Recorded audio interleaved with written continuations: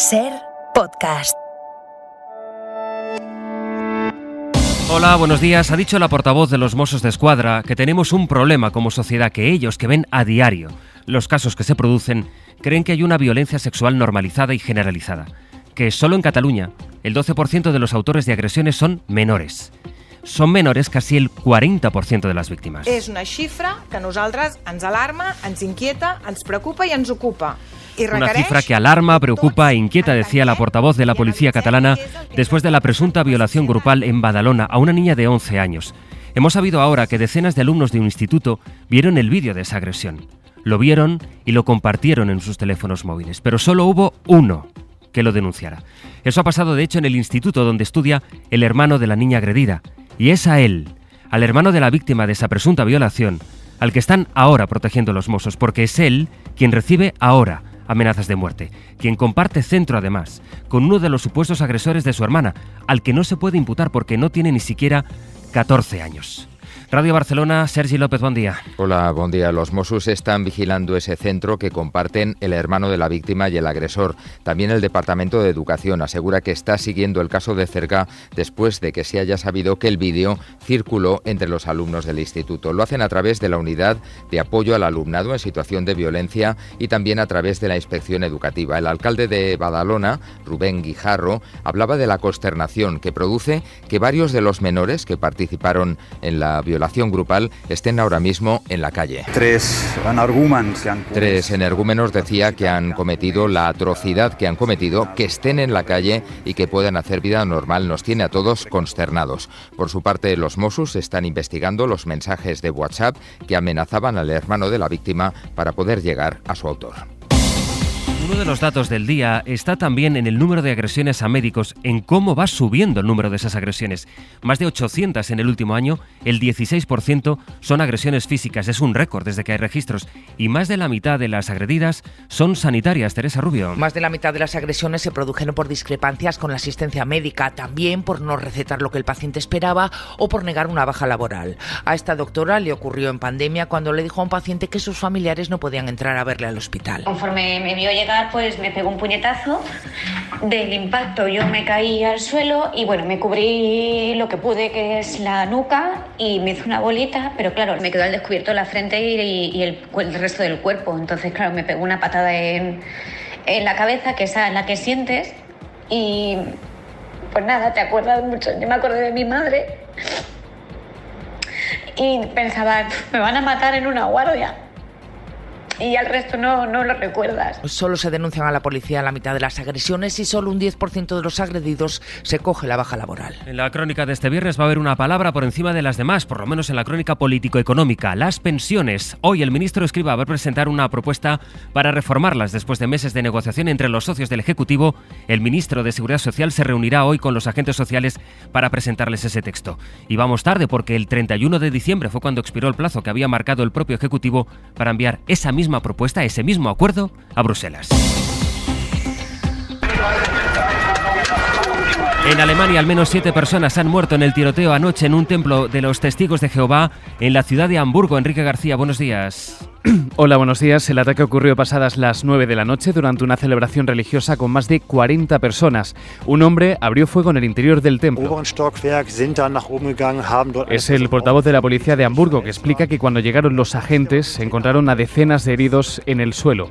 La investigación contempla que uno de los 7 fallecidos pueda ser el propio autor o uno de los autores de los disparos. Y Rusia ha vuelto a atacar a Ucrania después de una jornada de bombardeos masivos en 10 regiones del país. Que deja un balance de al menos 10 muertos en la que ha sido la jornada con más ataques de las últimas semanas. Moscú ha vuelto a bombardear esta madrugada la infraestructura energética de la ciudad de Zaporilla, un ataque que deja a esta hora a más de 20.000 personas sin acceso a la red eléctrica. Es el presidente Zelensky que decía anoche que en las últimas horas hay 8 centrales afectadas. La presidenta de la Comisión, Ursula von der Leyen, habla de crimen de guerra. Así es como estamos empezando este viernes. En una hora les va a saludar Ángels y parte del equipo desde Santander, donde hoy haremos el programa. Es 10 de marzo. Día en el que todos los medios de Estados Unidos están destacando en portada a esta hora la propuesta de presupuestos para el año que viene que presentaba ayer de noche. De hecho, el presidente Joe Biden. I guarantee you, I will protect Social Security and Medicare Presupuestos para un año electoral, Enrique. Y esa es la clave que manejan todos los análisis que podemos leer a esta hora en la prensa de Estados Unidos y que anticipa una lucha descarnada con los republicanos. Se da por hecho que el texto no es el fin, sino un medio, o más bien una declaración de intenciones, por una cuestión de números, porque los republicanos vuelven a tener la mayoría en el Senado, así que la aprobación del texto será el resultado de una intensa negociación que dejaría el texto final muy descafeinado con respecto a lo que ha presentado ahora Joe Biden. Así que el documento que presentó ayer el presidente no va a prosperar, pero es una propuesta, una oferta inicial a los republicanos. Y una oferta en clave electoral que lanza un mensaje a las clases trabajadoras. Porque sube impuestos a los más ricos y con ese dinero pretende financiar parte del seguro médico a las clases más humildes. La grieta principal y el debate con los republicanos va a estar en el gasto público y en la ayuda militar a Ucrania. Porque la Casa Blanca incluye una ayuda específica, una partida de $6.000 millones.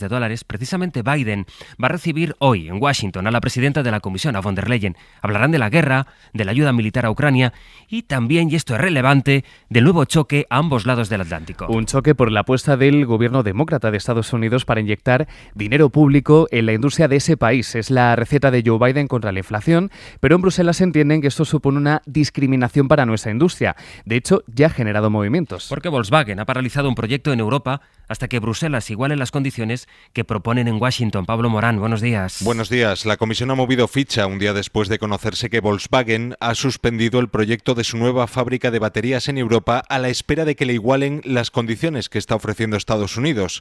Y para evitar este tipo de fugas empresariales, Bruselas ha aceptado relajar las reglas de competencia y eso permitirá que los gobiernos europeos puedan hacerlo, puedan igualar los millonarios subsidios o ventajas fiscales que está ofreciendo Washington. Esta es una medida temporal, solo hasta finales de 2025. Está destinada a la industria verde y está sujeta a una serie de condiciones, como que exista un riesgo real de que la empresa reoriente sus inversiones fuera de Europa. Ursula von der Leyen ya alertó sobre ello hace casi un mes, cuando dijo que se está decidiendo la localización de las nuevas industrias del futuro y que Europa debía estar en ello. Este viernes se verá con Joe Biden para intentar armonizar esta carrera de subsidios en la que también está China y que preocupa a este lado del Atlántico. Las 7 de Hoy por Hoy. Ser Podcast. Con el Euribor disparado, las medidas de alivio para los hipotecados que aprobó el Gobierno el año pasado han centrado la reunión entre el Gobierno y la banca. La vicepresidenta Calviño se reunió ayer con la patronal de los bancos para analizar el impacto que tiene el Código de Buenas Prácticas Bancarias y la puesta en marcha de las medidas que exigían las personas mayores para, sobre todo, que se mantenga la atención presencial, que haya personas en las sucursales. Jordi Fábrega. El Gobierno y las asociaciones de usuarios piden a los bancos que ofrezcan los beneficios del escudo hipotecario a las familias que lo puedan necesitar, aunque ellas no lo pidan. De momento, los bancos dicen haber recibido 9.000 peticiones en 2 meses. Nadia Calviño. Hemos hablado de la importancia de comunicar de forma proactiva la posibilidad de amortización anticipada y cambio de hipoteca de variable a fijo de forma gratuita. Y los bancos dicen que sí. Es uno de los compromisos que han adquirido ante el Gobierno y los usuarios en una reunión en la que también han dicho que mantendrán la libreta de ahorros a los mayores de 65 años que aún la tienen. Hemos detectado cierta inquietud respecto de las libretas y, por tanto, sí nos comprometemos a seguirlas manteniendo. Es José María Méndez de la CECA, que al igual que el resto de asociaciones bancarias reitera que en octubre todos los municipios de más de 500 habitantes tendrán cajero automático, oficina u otro sistema para acceder al efectivo. Eso de la banca, aunque ya les decía nada más empezar que hoy el gran asunto, la palabra del día van a ser las pensiones por el acuerdo, porque ya lo hay, que el ministro Escrivá va a presentar esta misma mañana a los agentes sociales. Luego a las 8 les vamos a ampliar porque tenemos algún detalle, alguna novedad de ese acuerdo, pero ya de entrada podemos contar por dónde van los tiros. Elsa Llorente, buenos días.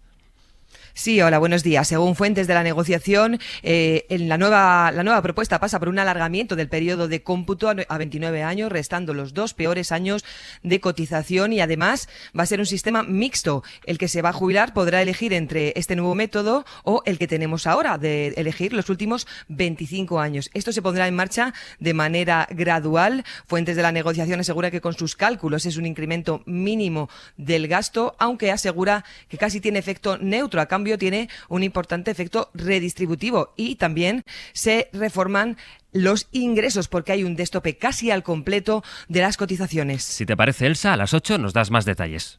Perfecto. Hasta luego. Vamos a completar este tramo todavía en Israel, donde ha muerto uno de los 3 jóvenes heridos en un tiroteo en plena calle en el centro de Tel Aviv. Es el momento en el que un joven de 23 años disparaba contra un grupo de personas que estaban sentadas en la terraza de una cafetería. El autor fue abatido por la policía y jamás ha reivindicado ya lo que se investiga como un atentado terrorista. El caso es que este ataque llega en medio de una escalada de violencia en Israel y tras una jornada de protestas en Tel Aviv contra la reforma judicial que está impulsando el primer ministro Netanyahu. Una reforma que no gusta a las altas instituciones del Estado y eso incluye al presidente, que anoche, en un mensaje a la nación, pidió a Netanyahu que la retire. Fernando Bayo, buenos días. Buenos días. Sí, hay pocos precedentes de una crisis política y social tan profunda como la que atraviesa estos días Israel.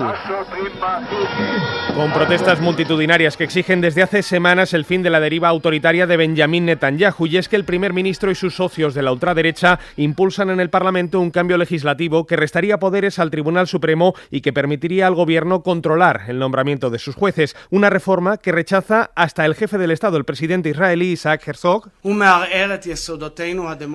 que en un mensaje poco habitual a la nación hablaba anoche de una norma que socavaría los fundamentos democráticos del país. El malestar es tal que hasta el ejército, la institución mejor valorada del país, empieza ya a mover ficha. 10 exjefes de la Fuerza Aérea hablan en una carta de la gran preocupación que tienen por los procesos que se están dando en el Estado de Israel. En la cadena SER,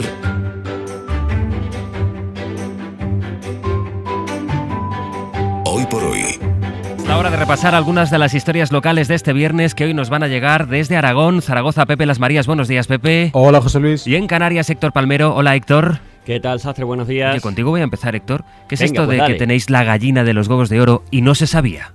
Y se trata de un producto un tanto peculiar, A ver. el vómito de cachalote, que puede venderse por 80.000 euros. Espera. Y ojo, para hacer perfume, que es lo mejor. El vómito de cachalote. Sí, como estás escuchando. ¿Pero y eso? Y atento, porque estamos hablando últimamente del oro negro, del petróleo, del oro verde, de los aguacates que están disparados su precio, y hoy lo vamos a hacer del conocido como el ámbar gris. Se forma cuando se solidifica el vómito del cachalote y es muy codiciado en perfumería. Pero ojo, además, como fijador de olores.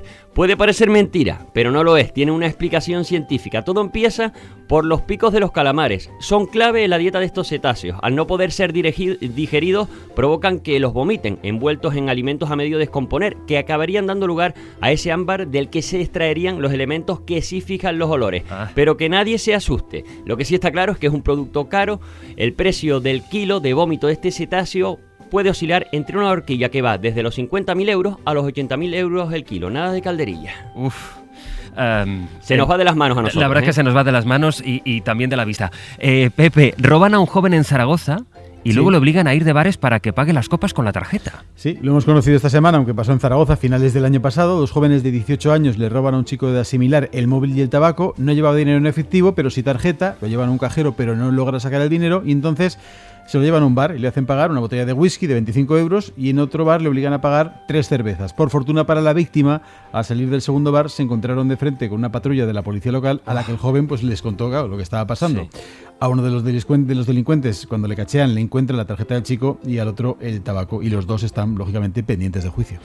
Bueno, en fin, en Tenerife, más de 600 objetos perdidos ha recibido la policía local después del carnaval, pero la cosa es, Héctor, que hay muchos de ellos que nadie lo reclama.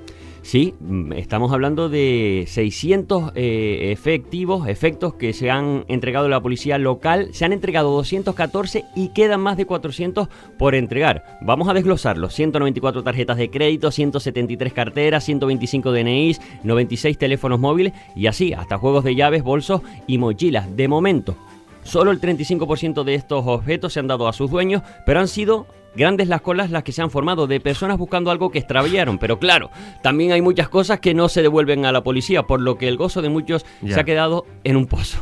Y Pepe, otro rey del Simpa. Sí, en Zaragoza ha aparecido otro rey del Simpa, tiene 47 años. Este señor ha desayunado, comido y cenado en varios establecimientos sin pagar la cuenta. Uno de los días, fíjate, cenó gratis, fue detenido, lo llevan a los calabozos, pasa la noche allí le dan de desayunar, por cierto, y cuando lo dejan en libertad fue a celebrarlo con una comida en un restaurante donde, por cierto y por supuesto, tampoco pagó. Hasta hace 2 días llevaba 4 arrestos, dejando sin pagar 126 euros y, como decía, es un nuevo rey del Simpa porque el año pasado ya se hizo famoso otro. ¿Ya hubo otro? Sí. Este llegó a acumular más de 60 antecedentes y en julio alcanzó tal cantidad de multas que un juez lo envió a la cárcel durante 15 días. En fin. Pepe, Héctor, buen fin de semana, compañeros. Igualmente. Adiós. Hoy la propuesta cultural son los estrenos de cine, con José Manuel Romero. La saga Scream trata de renovarse y busca una nueva generación de espectadores. La sexta entrega se traslada a Nueva York, cuenta con actrices de moda como Gina Ortega, la de Miércoles, y juega con la referencia sin renunciar a su fórmula, llamadas, persecuciones y asesinatos. Diga. Vamos a jugar a un juego. Eres la 10ª persona que lo intenta y al capullo con caretas siempre le sale el tiro por la culata. Hay comedia española, Maridos, con Ernesto Alterio y Paco León, enterándose de que comparten mujer. Tenemos que ser un equipo, ¿eh? Porque al fin y al cabo somos comaridos. Estas son las propuestas más comerciales, se dejan ver, pero recomendamos varias películas de autor. El documental La belleza y el dolor une la epidemia del SIDA con la crisis de los opioides en Estados Unidos a partir de la figura de la fotógrafa y activista Nan Goldin. Ganó en Venecia y está nominado al Oscar. El cine marroquí propone hablar del amor, el deseo y la libertad en El Caftán Azul, drama intimista en un taller de costura, y desde Noruega... No es el mejor novio del mundo, pero... Llega Sick on Myself, comedia perversa sobre el narcisismo, la cultura de la imagen y la competencia de una joven pareja. Para no perderte ningún episodio, síguenos en la aplicación o la web de la SER, Podium Podcast o tu plataforma de audio favorita. Cadena SER. La radio.